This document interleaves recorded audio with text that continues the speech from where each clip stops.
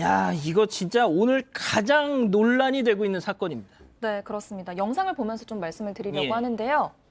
자, 영상 보시면 한 20대 남성이 거리를 걷고 있습니다. 손에 흰색 가방이 있는데요. 저 흰색 가방에는 화살총이 있는 걸로 추정이 되고요. 자, 도로 옆에 지금 파출소가 보이는데요. 파출소로 가서 문을 열고 들어갑니다. 파출소 안으로 완전히 들어가진 않았고요. 문틈으로 화살총을 쏘기 시작합니다.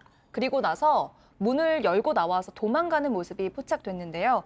이게 지난달 30일 여수에서 있었던 일입니다. 새벽 2시에 저렇게 복면을 쓴 괴한이 파출소에 나타나서 경찰관들에게 화살총을 쏘고 도망을 간 겁니다.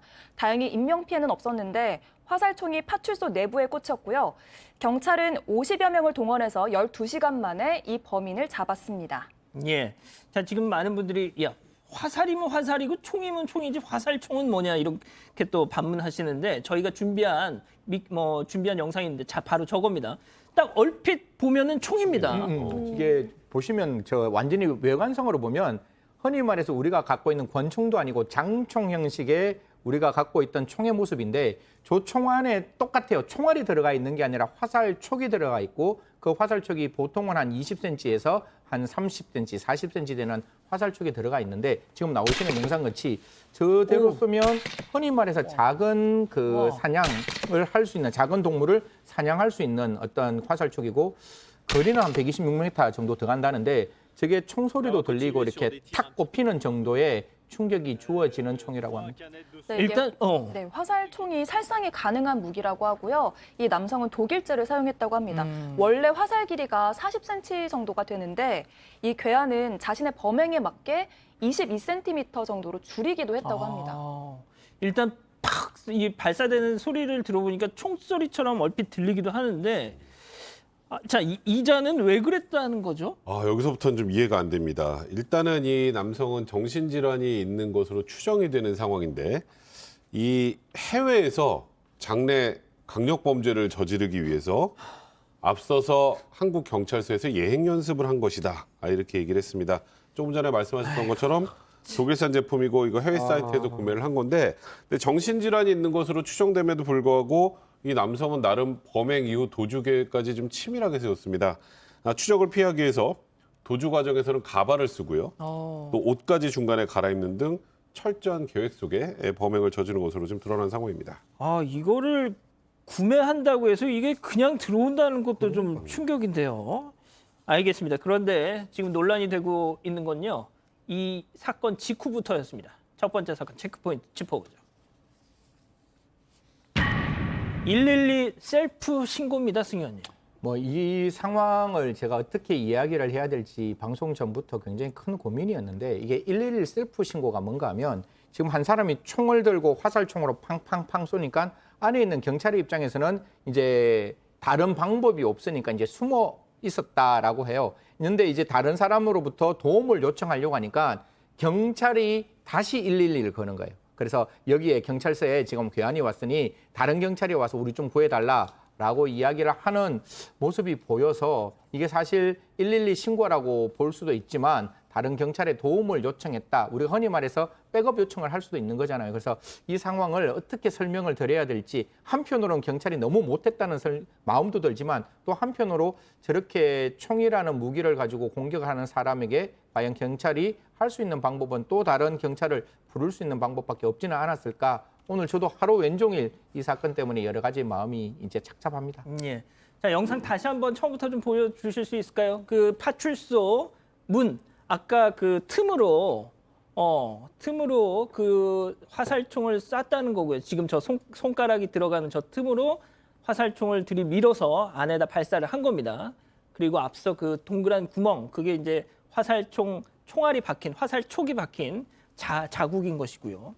자, 양 변호사님, 다시 한번 정리할게요. 지금 자막으로는 나가고 있지만 7명의 경찰이 파출소 안에 있었는데 팡 하는 소리가 들리자마자 다들 책상 밑으로 이렇게 숨고 거기서 핸드폰으로 112를 눌러서 저 지금 여기 파출소에 일단 그 파출소 안에서의 그 광경의 CCTV 모습이 지금 뭐 공개가 안 되고 있기에 망정이지 그게 만약에 그 저희 눈앞에서 그 영상이 보여준다고 생각을 해보십시오. 그게. 좀 이해가 안 가요. 물론 이제 여수경찰서에서도 자체 조사에 들어갔다고 하는데 제가 이해가 안 간다는 건 뭐 영화에서처럼 뭐 경찰들이 우리나라 경찰들이 총기가 자유로운 것도 아니고 저도 어느 정도는 이해가 가는 부분이 있습니다. 왜냐하면 처음에 큰 소리가 났고 경찰도 사람이니까 긴장했다. 여기까지 좋아요. 근데 저 범인이 화살 쪽 한 발을 쐈습니다. 딱 한 발을 쐈고요. 소리가 크게 났다고는 하지만 가림막이 꽂혔기 때문에 잠시 후에 보면 화살이었다는 것까지는 파악이 됐을 것 같거든요.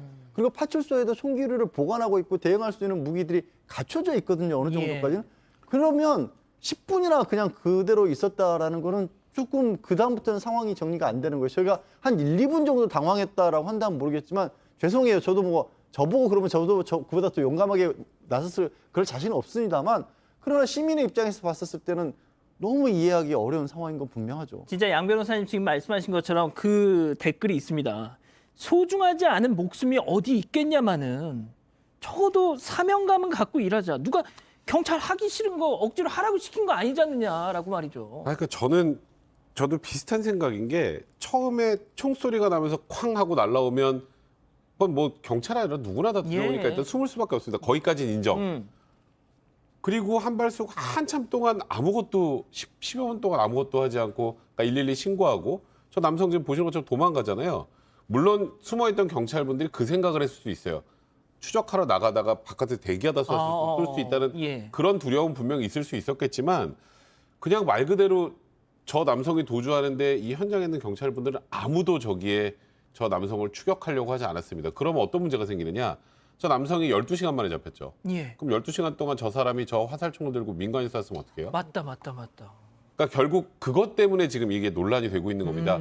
저희가 이해를 못하는 건 아니에요. 경찰분들의 그 순간적인 두려움 이해는 하지만 그 이후에 도주할 동안 완전 무방비 상태로 이 정말 아까 정신질환 있는 걸 추정되는 남성이라고 하지 않습니까? 이 남성이 저 총을 가지고 다른 사람 공격했으면 어떡합니까? 예. 그런 부분 때문에 논란이 좀 많이 되는 겁니다. 그러니까 이 해당 파출소의 직원들 또 얘기가 뭐냐면 당황하다 보면 저희도 112로 먼저 눌러집니다. 뭐 이런 얘기도 했어요. 그러니까 저희가 얘기를 하지 않습니까? 그러니까 인간적인 거 오케이. 그 당황하면 나도 겁이 날 수 있다는 거 오케이. 자, 그런데 이게 그러니까 오늘 이 상황 자체는 승 의원님 뭐가 됐든 무슨 개그 프로 같은 데서 그렇게 나오면 하하하 웃으면서 그냥 개그 소재로 다뤄질 수도 있는 장면이에요. 이것만 떼어놓고 보면. 제가 아까 말씀드렸다시피 이게 7명이 있었고 언제나 이제 저희 같은 일반인들은 이런 상황에 대해서 대응하는 훈련을 하지 않을 거 아니에요. 그런데 경찰의 입장에서는 시민의 생명을 지키기 위해서 일정 부분 훈련을 받는 것이고 아까 양 변호사님 말씀 주신 바와 같이 파출소 내에는 또 파출소의 경찰관들이 가지고 있는 무기가 있을 것이고 그러면 적어도 현장 대응을 하는 팀장급은 그 사람 자기에 있는 그 같은 동료들에게 이렇게 하자라는 이야기가 좀 나왔으면 좋겠다는 생각이 있는데 아직 그 부분은 밝혀지지 않아서 이제 팀장에 대해서는 대기 발령을 하고 나머지 위법 사항이 나오면 이제 징계 조치를 할 것이다라는 계획이 나오는데요. 말들이 나오는데 거듭 말씀드리지만 경찰관 분들은 시민의 생명을 지키고 국민의 안전을 지키는 분들이라면 위기 상황에서 어떻게 대응을 할 것인지 그리고 어떠한 매뉴얼을 가지고 할 것인지에 대해서 다시 한번 이번 사건을 반면교사해서 꼭 훈련을 하시고 꼭 매뉴얼을 정해 놓았으면 좋겠다는 말씀을 드리겠습니다. 저희가 누누이 말씀드리지만 경찰 분들도 사람이니만큼 그 순간적으로는 겁이 날 수 있다는 거 저희 인정합니다. 그 부분은. 자, 그런데 이 직업적인 어떤 소명에 대한 얘기를 하는 거죠, 저희가. 그리고 뭐 말씀하셨던 것처럼 이분들은 일반인과 다르게 그런 부분에 대해서 어떻게 대응해야 할지 훈련을 받으신 분들이라는 그런 믿음이 있는 거니까. 자, 또 어떤 댓글이 있었냐면 머리가 터져서 병원에 갔는데 의사가 오더니 피가 무섭다면서 가버렸다. 왜? 의사도 사람이니까. 집에 불이 났는데 소방관이 오더니 불이 무섭다고 가버렸다. 소방관도 사람이니까. 뭐 이런 식으로 양 변호사님. 예? 그러니까 정말 이런 조롱의 대상이 돼서는 안 될 분들이죠. 경찰들이고. 그리고 또 우리가 미담도 얼마나 많이 소개를 해드립니까? 그런데 그럼요. 가끔 가다가 이 사건이 정말 이해할 수 없는 게 7분이나 거기 계셨다라는 게 정말 저도 이해가 잘 안 가요. 그러니까 지금 아까 아직 조사를 하다 보면 112 신고라는 게 단순히 112 신고인지 아니면 7명이 있지만 바깥에 혹시라도 기다릴까 봐 대기하고 뭐 공격을 재개할까 봐 우리가 일단 대기하고 있다든가 그렇게 서로 대응 방안을 논의를 했다라면 제가 조금 더 이해가 갈 것 같아요. 근데 거기서 그냥 신고만 하고 끝난 거라면 그럼 전 진짜 이해가 안 갈 것 같아요. 이 상황이. 차라리 저는 저 때 112 신고가 아니라 무전으로 그러니까 백업. 그 주변에 그냥 그 파출소에 뭐 SOS를 치든지 말이죠. 그러니까 일단 계속 저희가 경찰이 사람인지라라는 표현을 쓰지만 그 이해가 안 되는 부분이 바로 그런 거죠. 아까 제가 그 얘기했잖아요. 저 7분이 바깥으로 바로 범인을 잡으러 나가지 못했던 이유는 바깥에서 행여 뭐 소위 매복하고 쏠 수도 있는 거니까. 이제 그렇다면 조금 전에 말씀하셨던 것처럼 현 상황을 설명을 해주고 최대한 지원 요청을 해서 그 주변에서 이 남성이 또 그런 일을 하고 있는지 체크를 하고 최대한 빨리 도주를 차단하는 걸 했었어야 되는데 아까 계속 읽어주셨던 피가 무서웠다는 뭐 의사 뭐 이런 얘기들처럼 국민들 입장에서는 이런 상황이 되면 좀 답답할 수밖에 없죠. 과연 이런 분들이 우리 주민들을 우리 국민들을 잘 케어할 수 있을까라는 그런 걱정 충분히 할 수밖에 없는 것 같습니다.